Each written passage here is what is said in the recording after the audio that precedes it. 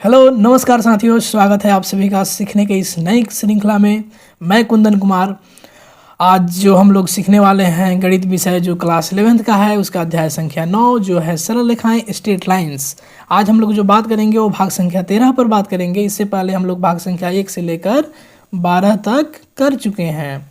तो अगर पीछे का भाग आप नहीं देखे हैं तो सबसे पहले पीछे वाला देखिए और फिर कलम और कॉपी निकाल कर तैयार हो जाइए मेरे साथ और सभी चीज़ों को लिखते चलिए, समझते चलिए।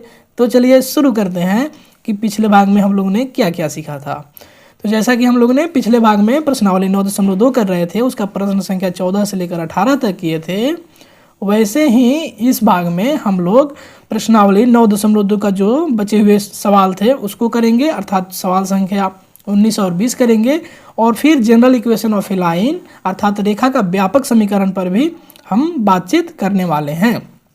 तो चलिए शुरू करते हैं। हमारा प्रश्न संख्या 19 है जो कह रहा है अक्षों के बीच। कहाँ? अक्षों के बीच। अक्षों मतलब एक्स अक्ष और वाई अक्ष, इन दोनों अक्षों के बीच। ठीक है। रेखाखंड को बिंदु का नाम दे दिया है आर, जिसका निर्देशांक है एच कोमा के, 1:2 के अनुपात में विभक्त करता है। तो रेखा का समीकरण ज्ञात कीजिए। तो आप इसे जल्दी से ट्राई कीजिए अपने से, आपसे बन रहा है या नहीं। तो अब हम शुरू करते हैं इसका सॉल्यूशन। ठीक है। तो चलिए अब हम इसका सॉल्यूशन देखते हैं। तो मान लेते हैं ये हमारा एक्स अक्ष और वाई अक्ष का एक्स वाई एक तल है, जिसमें ये वाला हमारा एक्स अक्ष है और ये वाला वाई अक्ष है। इन दोनों अक्षों के बीच एक रेखाखंड है। ठीक है। ये वाला जिसे हम क्या मान लेते हैं, एल मान लेते हैं। और इसी पर एक पॉइंट है आर, जो इस रेखाखंड को 1:2 में विभक्त करता है। और आर का जो निर्देशांक दिया है एच कोमा के दिया है। तो यहाँ से हम बहुत आसानी से इसका क्या कर सकते हैं, निकाल सकते हैं कि एच का वैल्यू कितना होगा ए के टर्म में और के का वैल्यू कितना होगा बी के टर्म में। क्योंकि ये जो अनुपात दे दिया है यहाँ पे 1:2, तो यहाँ से हम लगाएंगे विभाजन सूत्र। ठीक है। तो सबसे पहले यहाँ देखिए, यहाँ 1:2 में विभक्त करता है और मान लेते हैं जो ओ ए है, ओ से ए है वह छोटा वाला ए है, और जो ओ से बी है उसकी जो दूरी है छोटी वाली ए जो बी दिख रही है स्मॉल बी है। ठीक है। अर्थात जो हमारा एक्स इंटरसेप्ट है वो ए है और जो वाई इंटरसेप्ट है वाई अंतःखंड है वह बी है। तो चलिए आगे देखते हैं। इसलिए ए और बी का जो निर्देशांक होगा कितना हो जाएगा, a,0 और 0,b। बिंदु आर के निर्देशांक इस प्रकार से ज्ञात किए जा सकते हैं mx2 जोड़ nx1 बटा m प्लस n। ठीक है, यही ना होता है जी विभाजन सूत्र, कोमा my2 जोड़ ny1 बटा m प्लस n। जब हम इसको इस फार्मूला पर रखेंगे तो हमारा आ जाएगा 1 गुना 0 जोड़ 2 गुना a बटा 3 बराबर किसके है, ये h के बराबर है। ठीक है। तो यहाँ से हम a का वैल्यू निकाल सकते हैं 3h बटा 2।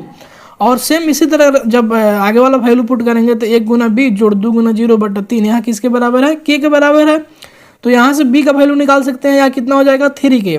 अब देखो बाबू, ये जो यहाँ पे अंतःखंड बन रहा है ना, तो अंतःखंड वाला समीकरण हम यहाँ अप्लाई कर देंगे। अंतःखंड रूप में रेखा का जो समीकरण क्या होता है, x बटा a जोड़ y बटा b बराबर 1 होता है।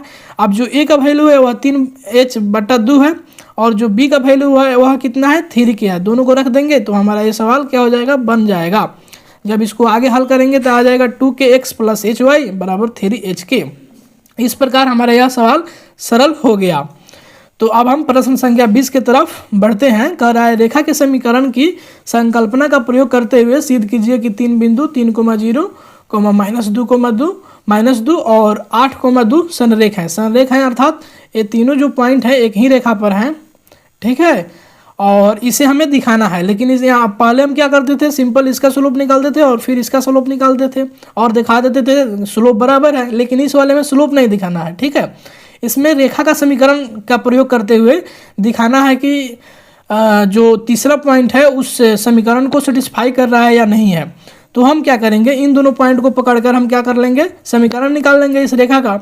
और ये जो 8,2 वाला पॉइंट है इसको हम क्या करेंगे, इसमें रह कर देखेंगे कि यह संतुष्ट कर रहा है या नहीं, या इस केवल इन्हीं दो को नहीं, हम किन्हीं दो को पकड़कर इसका समीकरण निकाल लेंगे और जो बच जाएगा उसको हम पुट करके चेक कर लेंगे, ठीक है। तो चलिए हम इस शुरू वाले दो को पकड़ कर शुरू के जो निर्देशांक दिया है उसको हम लेकर क्या करते हैं, इसका समीकरण निकाल लेते हैं।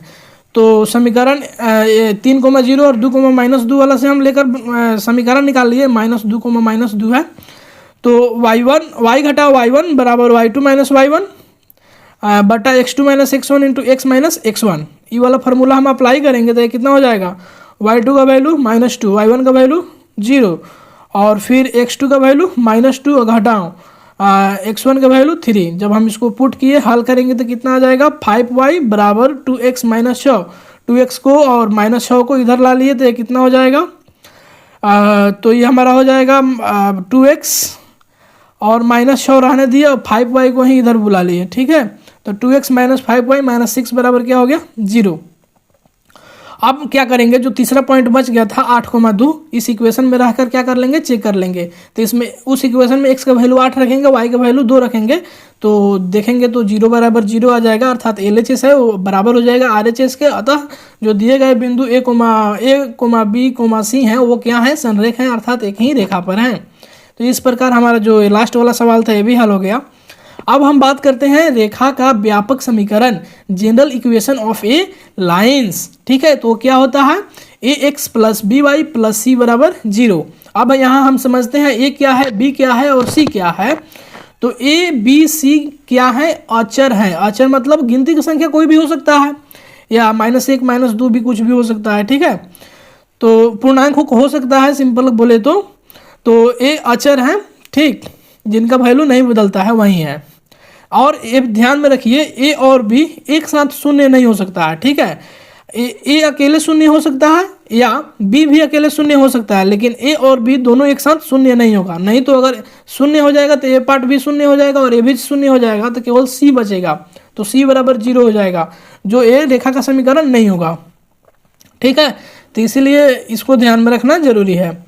तो अब हम बात करते हैं ax plus by plus c बराबर जो 0 है उसका विभिन्न रूप है। जैसे में हम लोग पहले भी बहुत सारा रूप पढ़े हैं रेखा के, वेरियस फॉर्म्स ऑफ रेखा, जैसे ढाल अंतःखंड रूप, ऊर्ध्वाधर रेखाएं, क्षैतिज रेखाएं, अंतःखंड रूप, ये सब हम लोग पढ़े हैं।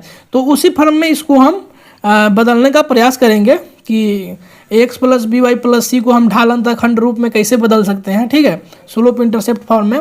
तो इसमें मान लेते हैं कि b बराबर क्या है, b बराबर 0 नहीं है, नहीं तो अगर b बराबर 0 हो जाएगा तो फिर गड़बड़ हो जाएगा, फिर वो ऊर्ध्वाधर रेखा का समीकरण बन जाएगा, ठीक है।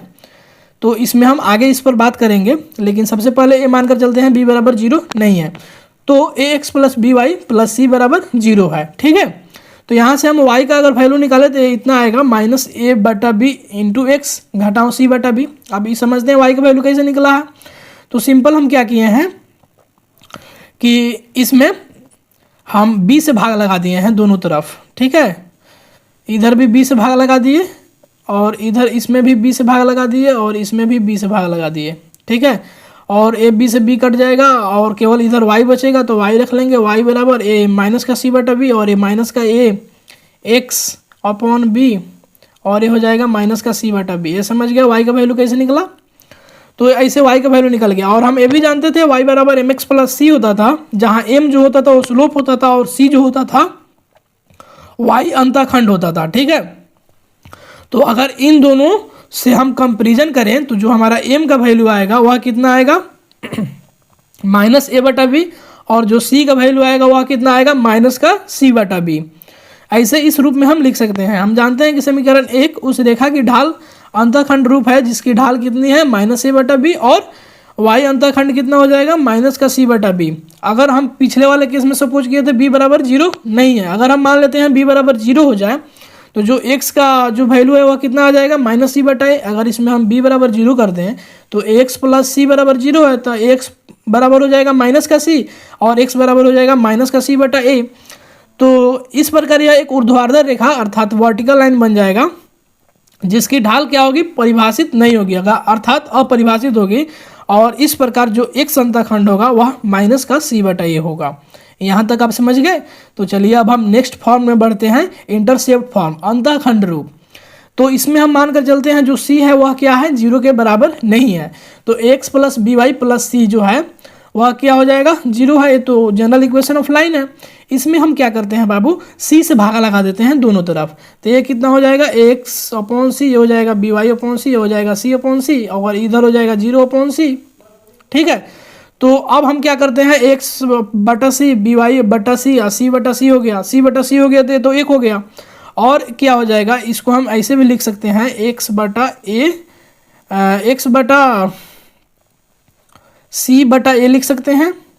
ठीक है, अब देखो अगर ए को ऊपर भेजे तो ये फिर हमारा ऊपर वाला फॉर्मेट में आ जाएगा, एक्स बटा सी में आ जाएगा। लेकिन हम इसको ऐसे लिखते हैं, ऐसे काहे लिख रहे हैं, क्योंकि हमके इंटरसेप्ट फॉर्म में इसको चेंज करना है। ठीक है, तो इसको हम ऐसे लिख सकते हैं, इसको हल कर कर। ठीक, तो अब हम इसको ई वाले इक्वेशन से क्या करें, कंपैरिजन करें, तुलना करें। तो जो हमारा छोटा ए का वैल्यू आएगा वो कितना आ जाएगा, माइनस का सी बटा ए, और जो छोटा बी का वैल्यू है वो कितना आ जाएगा, माइनस का सी बटा बी। और जो याद कीजिए ए क्या होता था, ए जो होता था एक्स इंटरसेप्ट होता था, और जो छोटा वाला बी है वो वाई इंटरसेप्ट होता था, अर्थात वाई अंतःखंड होता था। ठीक है, तो हम जानते हैं कि समीकरण 1 उस रेखा का समीकरण का अंतःखंड रूप है जिसके क्रमशः एक्स अंतःखंड माइनस सी बटा ए और वाई अंतःखंड माइनस सी बटा बी है। अब मान लेते हैं यदि सी बराबर क्या हो जाए, 0, तो x plus b y plus c बराबर 0, तो इसको हम ऐसे लिख सकते हैं, एक्स प्लस बी वाई बराबर 0, क्योंकि इसमें तो सी 0 हो गया। तो इसका मतलब ये हुआ कि जो ये रेखा बनेगा, लिखा जा सकता है जो मूल बिंदु से जाने वाली रेखा होगी। अगर सी 0 हो जाए तो किससे जाने वाली रेखा होगी, मूल बिंदु से।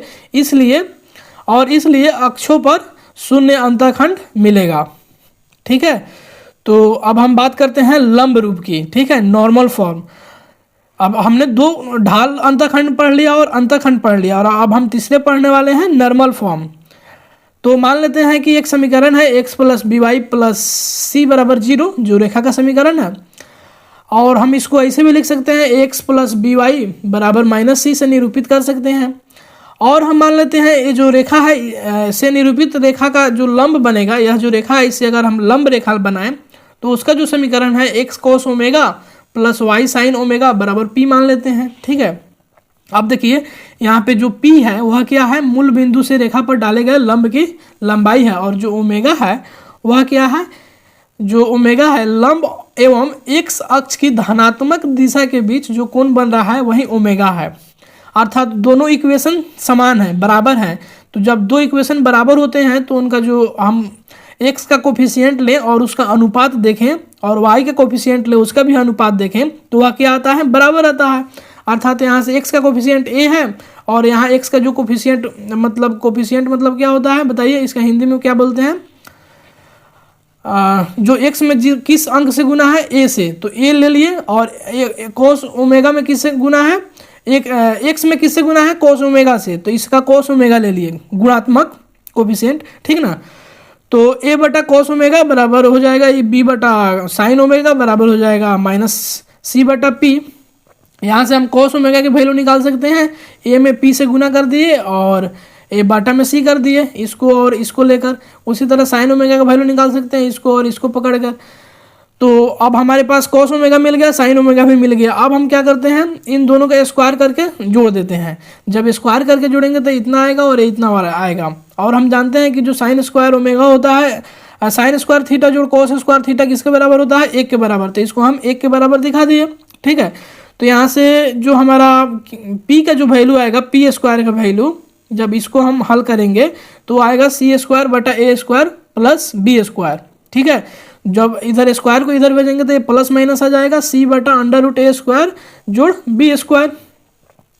तो यहाँ से जो कोस ओमेगा होगा वह बराबर हो जाएगा ए बटा under root a square plus b square, और जो साइन ओमेगा होगा वो किसके बराबर हो जाएगा, प्लस माइनस बी बटा under root a square plus b square. इस प्रकार समीकरण x plus b y plus c बराबर 0 का जो लंब रूप होगा वह कितना हो जाएगा, x cos omega plus y sine omega बराबर पी।